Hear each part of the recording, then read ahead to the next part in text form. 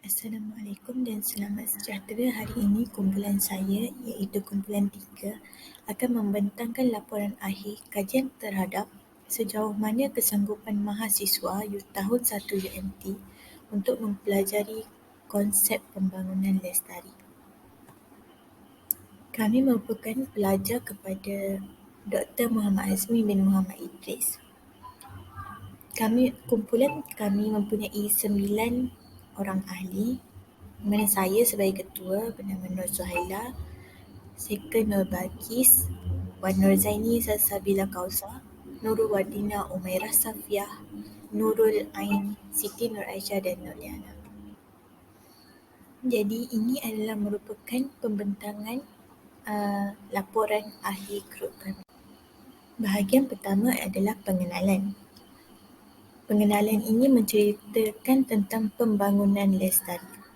Pembangunan merupakan satu transformasi dari satu tahap kepada tahap yang lain yang dapat memperkaya kehidupan manusia supaya ia lebih baik dan mempunyai kepelbagaian dalam aspek seperti budaya, masyarakat, rasional dan lain-lain. Seterusnya ialah kelestarian. Kelestarian ialah sebagai satu usaha untuk menceritakan tentang keseimbangan yang diperlukan antara pertumbuhan ekonomi dan keabadian persekitaran semula jadi. Pembangunan lestari berhubung kait dengan banyak perkara, termasuklah norma dan nilai yang turut berkembang dalam tradisi dan budaya serta perbezaan alam sekitar yang mempunyai lingkungan yang luas. Seterusnya, slogan pembangunan mapan mengaitkan konsep dengan perlindungan alam sekitar. Seterusnya, matlamat-matlamat untuk dicapai daripada dasar pembangunan lestari. Yang pertama, mengurangkan tahap kemiskinan, kelaparan dan menggalakkan kemakmuran kesihatan.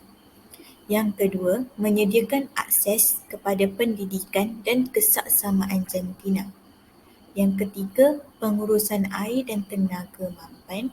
Yang keempat, menyokong pembangunan ekonomi dan mengurangkan pengangguran. Yang kelima, meningkatkan keselamatan di bandar. Dan yang terakhir ialah mengatasi perubahan iklim dan pencemaran air. Bahagian pengenalan yang seterusnya, kami menceritakan tentang pendidikan berkualiti, iaitu salah satu matlamat pembangunan lestari dalam SDG. Pendidikan berkualiti merupakan SDG yang keempat. Pendidikan berkualiti merupakan antara 17 matlamat pembangunan mampan yang ditubuhkan oleh Pertubuhan Bangsa-Bangsa Bersatu pada September 2015. Tajuk penuh bagi SDG 4 ialah memastikan pendidikan berkualiti secara inklusif dan saksama dan menggalakkan peluang pembelajaran sepanjang hayat kepada semua. SDG 4 ini bertujuan untuk menyediakan kanak-kanak dan golongan muda akses yang berkualiti dan mudah kepada pendidikan serta peluang pembelajaran yang lain. Ditulis dalam sebuah laporan projek yang dikemukakan oleh Nur Husna binti Muhammad. Laporan ini menunjukkan bahawa penglibatan aktiviti kitar semula kertas terpakai dalam kalangan pelajar Fakulti Pendidikan Teknik dan Vokasional Universiti Tun Hussein On Malaysia. Kajian ini dijalankan oleh Xiao dan Nurwariza Jufri pada 2004 dan Ismail pada 2005. Menunjukkan bahawa terdapat kesedaran mengenai perkara ini. Namun untuk mempraktikannya sebagai sebahagian amalan hidup adalah kurang. Seterusnya, kajian yang dijalankan oleh Ibrahim pada 2005 menyatakan bahawa isu-isu alam sekitar sukar untuk diselesaikan kerana aspek pertumbuhan ekonomi dan keperluan penduduk yang semakin bertambah. Seterusnya, kajian oleh Zurina dan Nurjan pada 2003 mengenai tahap kesedaran alam sekitar dalam kalangan pelajar universiti. Pada tahun 2003, Muhammad Yusof mendapati hasil yang sama melalui kajiannya yang mana pengetahuan dan sikap pelajar berada pada tahap yang tinggi. Namun amalan terhadap alam sekitar berada pada tahap yang sederhana. Dan kajian tersebut selaras dengan pendapat Azizan 2008 yang mengatakan bahawa pelajar-pelajar mempunyai kesedaran yang baik mengenai masalah alam sekitar, tetapi kesedaran ini tidak lagi diubahkan kepada satu praktikal dan disokong oleh Wahidah pada tahun 2004. Akhir sekali, kajian oleh McNamara 2008 dan Miller 2011 menjelaskan bahawa tugas mendidik warga dan pemimpin masa hadapan terhadap isu kelestarian dan bagaimana untuk hidup dan bekerja dalam budaya lestari adalah monumental. Metodologi kajian. Metodologi kajian terbahagi kepada 8. Yang pertama, reka bentuk kajian. Kajian ini berbentuk kajian penyelidikan. Yang kedua, instrumen kajian. Instrumen adalah alat untuk mengumpul data yang dikehendaki bagi menjawab soalan penyelidikan yang telah ditetapkan. Yang ketiga, cara mendapatkan responden. Pengkaji memilih responden secara sampel bertujuan. Yang keempat, pemilihan responden. Responden merupakan mahasiswa tahun 1 Universiti Malaysia Terengganu dan dipilih mengikut kategori berasaskan jantina, umur, agama, bangsa dan pengetahuan am. Metodologi kajian yang kelima, pengenaran borang soal selidik. Pengkaji telah mengadakan borang soal selidik kepada 37 orang responden yang terdiri daripada golongan mahasiswa tahun 1 Universiti Malaysia Terengganu. Yang keenam, cara mendapatkan data atau maklumat soal selidik. Borang soal selidik ini terdiri daripada 3 bahagian iaitu bahagian A, bahagian B dan bahagian C. Yang ketujuh, rujukan perpustakaan. Pengkaji membaca pelbagai sumber seperti buku, kamus, blog dan internet. Yang ke-8, memproses dan mempersembahkan data. Kaedah statistik deskriptif digunakan untuk menganalisis data yang berbentuk skala Likert. Okey, seterusnya dapatan kajian dan perbincangan bahagian A iaitu latar belakang responden. Okey, yang pertama berdasarkan jantina, jumlah responden yang kami peroleh adalah seramai 37 orang iaitu terdiri daripada 28 orang pelajar perempuan dan selebihnya adalah lelaki iaitu 9 orang. Okey, peratusan bagi pelajar perempuan adalah 75.68%. Dan 24.32% bagi pelajar lelaki. Okey, seterusnya berdasarkan umur, bagi pelajar yang berumur 20 tahun adalah bilangan yang paling maksimum iaitu seramai 23 orang yang bersamaan dengan 62.12%, diikuti dengan pelajar yang berumur 21 tahun iaitu seramai 8 orang bersamaan dengan 21.62%, dan yang akhir sekali bagi pelajar berumur 19 tahun iaitu seramai 6 orang dengan peratusan sebanyak 16.22%. Okey, seterusnya adalah latar belakang responden berdasarkan bangsa. Okey, secara majoritinya responden yang berbangsa Melayu adalah seramai 34 orang iaitu bersamaan dengan 91.89%. Okey, yang kedua adalah India iaitu seramai 2 orang sahaja yang bersamaan dengan 5.41%. Dan lain-lain bangsa adalah seorang iaitu 2.7%. Okey, yang seterusnya adalah latar belakang responden berdasarkan agama. Okey, bagi agama Islam adalah bilangan yang paling tinggi adalah 35 orang iaitu sebanyak 94.59%, dan agama Hindu adalah 2 orang iaitu sebanyak 5.41%. Dan yang akhir sekali bagi bahagian A iaitu latar belakang responden adalah mengikut fakulti. Okay, bagi Fakulti Sains dan Sekitaran Marin FSSM iaitu seramai 10 orang yang bersamaan dengan 27.02%, dan Fakulti Teknologi Kejuruteraan Kelautan dan Informatik FTKKI iaitu seramai 20 orang bersamaan dengan 54.05%. Seterusnya adalah Fakulti Pengajian Maritim adalah kosong Seterusnya, Fakulti Perikanan dan Sains Marin FPSM, iaitu seramai 1 orang sahaja, yang bersamaan dengan 2.7%, dan yang akhir sekali adalah Fakulti Perniagaan, Ekonomi dan Pembangunan Sosial FPEX, iaitu seramai 6 orang, yang bersamaan dengan 16.22% sahaja. Untuk dapatan kajian dan perbincangan, bahagian B adalah untuk mengkaji pengetahuan asas mengenai pembangunan lestari.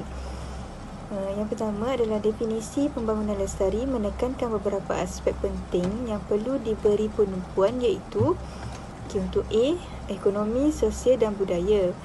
Peratusan responden yang menjawab adalah 10.81%. B, ekonomi, sosial dan politik juga 10.81%. C, ekonomi, sosial dan alam sekitar adalah sebanyak 56.76%. Dan D, ekonomi, budaya dan alam sekitar ialah 21.62%.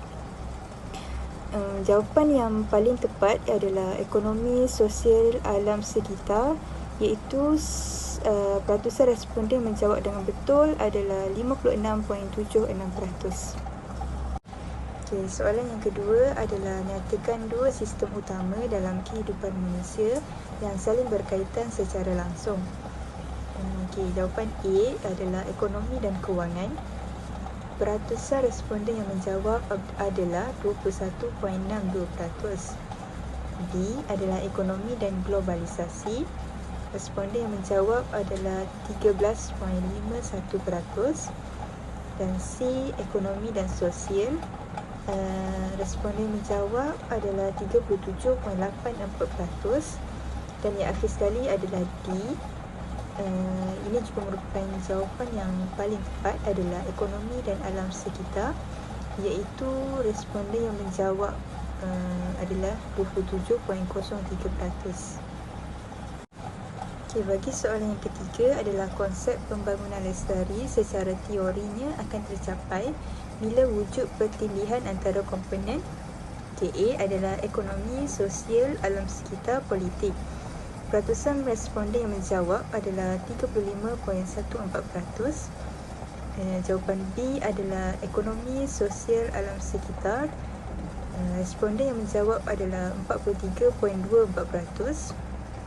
C adalah ekonomi, sosial, kewangan. Responden yang menjawab adalah 10.81%. Dan yang akhir sekali adalah ekonomi, sosial, globalisasi, iaitu sebanyak 10.81% responden yang menjawab. Bagi jawapan yang betul, yang tepat adalah B, iaitu ekonomi, sosial, alam sekitar, iaitu responden yang menjawab dengan betul adalah 43.24%. Soalan yang keempat adalah agenda terbaharu Pertubuhan Bangsa-Bangsa Bersatu untuk merealisasikan pembangunan lestari adalah A, masa hadapan untuk semua, iaitu Our Common Future. Peratusan responden yang menjawab adalah 16.22%. B adalah masa depan yang kita idamkan, iaitu The Future We Want. Sebanyak 13.51% responden menjawab. C, matlamat pembangunan milenium, iaitu MDG. Peratusan responden yang menjawab adalah 16.22%. Dan yang akhir sekali adalah D, matlamat pembangunan mampan, SDG, iaitu sebanyak 54.05%. Dan jawapan yang paling tepat adalah D, iaitu SDG, dengan peratusan responden yang menjawab dengan betul adalah 54.05%. Soalan yang terakhir iaitu soalan 5. Agenda terbaharu Pertubuhan Bangsa-Bangsa Bersatu tersebut ingin dicapai secara usaha terbaik sehingga tahun A adalah 2030. Peratusan responden yang menjawab adalah 29.73%.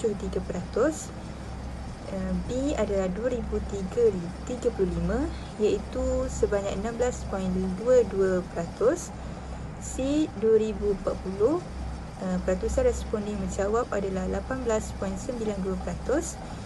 Dan yang akhir sekali adalah D, 2050, iaitu sebanyak 35.14% responden menjawab.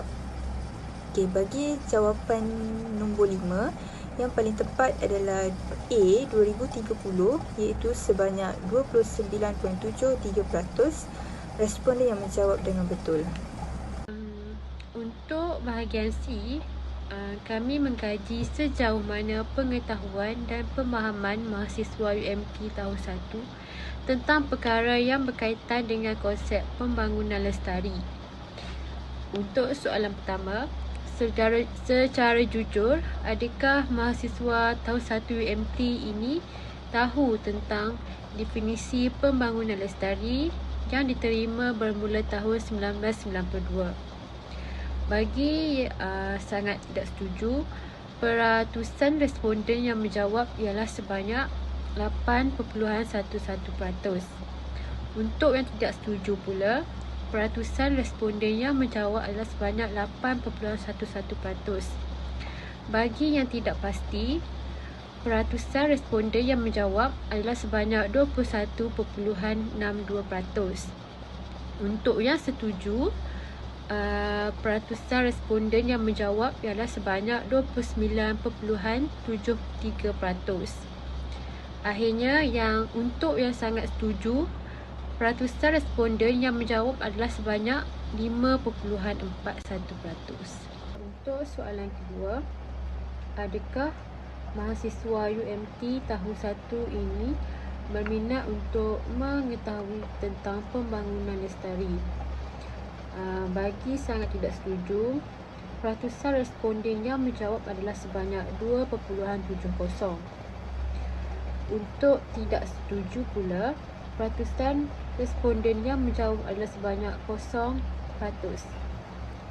Bagi yang tidak pasti, peratusan responden yang menjawab adalah sebanyak 21.62%. Untuk yang setuju, peratusan responden yang menjawab adalah sebanyak 54.05%. Bagi yang sangat setuju, peratusan responden yang menjawab adalah sebanyak 21.62%. Soalan ketiga, patutkah pendidikan pembangunan lestari dipupuk dalam diri setiap mahasiswa? Bagi sangat tidak setuju, peratusan responden yang menjawab adalah sebanyak 2.70%. Bagi yang tidak setuju, peratusan responden yang menjawab adalah sebanyak 0%. Bagi yang tidak pasti pula, peratusan responden yang menjawab adalah sebanyak 0%. Untuk yang setuju, peratusan responden yang menjawab adalah sebanyak 40.54%. Untuk yang sangat setuju pula, peratusan responden yang menjawab adalah sebanyak 56.76%. Seterusnya, untuk soalan yang keempat, adakah pendidikan pembangunan lestari ini penting dalam diri mahasiswa? Untuk yang sangat tidak setuju, peratusan responden yang menjawab adalah sebanyak 2.70%. Bagi yang tidak setuju pula, peratusan responden yang menjawab adalah sebanyak 0%. Untuk yang tidak pasti, peratusan responden yang menjawab adalah sebanyak 5.41%. Bagi yang setuju pula, peratusan responden yang menjawab adalah sebanyak 43.24%. Akhirnya, untuk yang sangat setuju, peratusan responden yang menjawab adalah sebanyak 48.65%. Soalan terakhir dalam bahagian C ini ialah, pembangunan lestari dapat meningkatkan pembangunan ekonomi, sosial dan alam sekitar. Bagi yang sangat tidak setuju, peratusan responden yang menjawab adalah sebanyak 2.70%. Bagi yang tidak setuju, peratusan responden yang menjawab adalah sebanyak 2.70%. Bagi yang tidak pasti pula, peratusan responden yang menjawab adalah sebanyak 2.70% juga.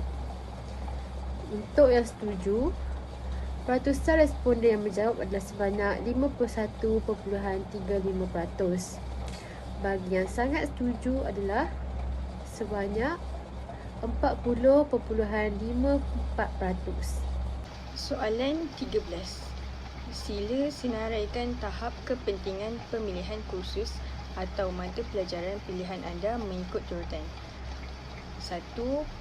Pilihan utama sehingga 8 pilihan terakhir. Pilihan pertama, 2 orang responden, iaitu sebanyak 5.41%.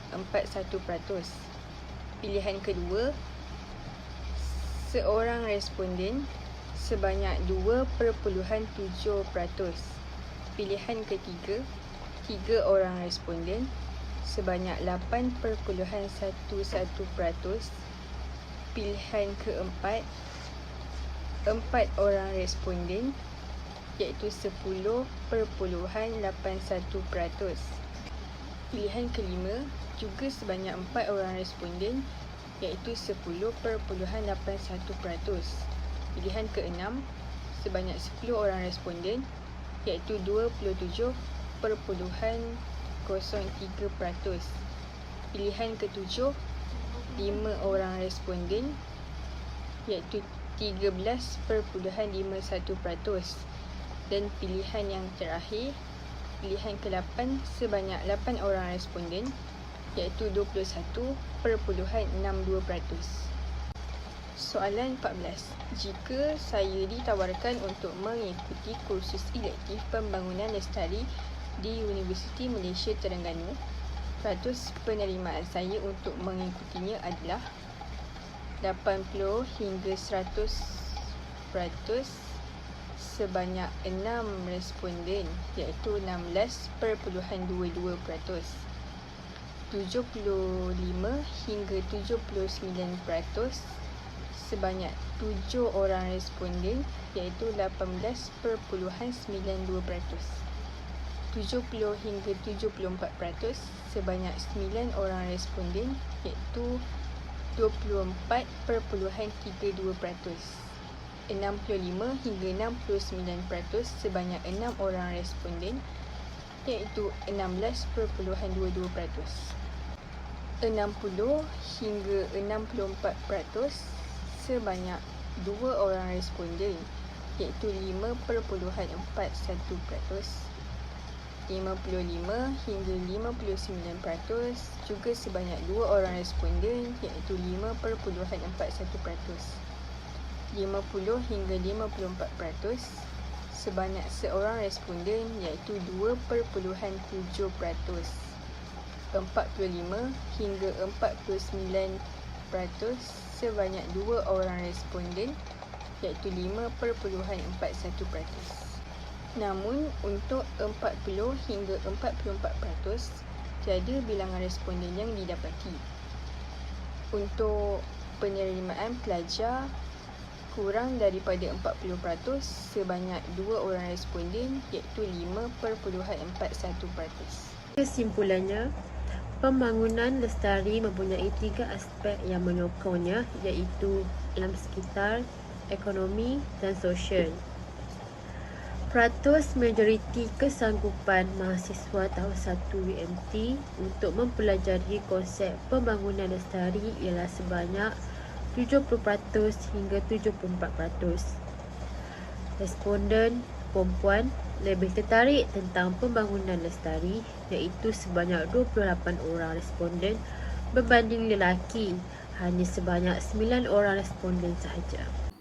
Seterusnya ialah bahagian rujukan. Ini merupakan sumber-sumber rujukan yang kami dapat dan guna bagi menyiapkan laporan ini. Rujukan ini kami dapat melalui internet, di mana yang pertama ialah pengarang bernama Hanifah Mahad, di mana tajuk bagi rujukan kami ialah Pendidikan Pembangunan Lestari yang dicapai dari link tersebut. Yang kedua, pengarang yang bernama Muhammad Fairuz Abu Bakar, Nadirah A.Kadir, Pusat Pengajian Sains Kemasyarakatan, Universiti Sains Malaysia Pulau Pinang. iaitu tentang persepsi penghuni tentang persepsi komuniti kampus terhadap inisiatif dan amalan kelestarian di Universiti Sains Malaysia yang dicapai daripada link jurnal artikel.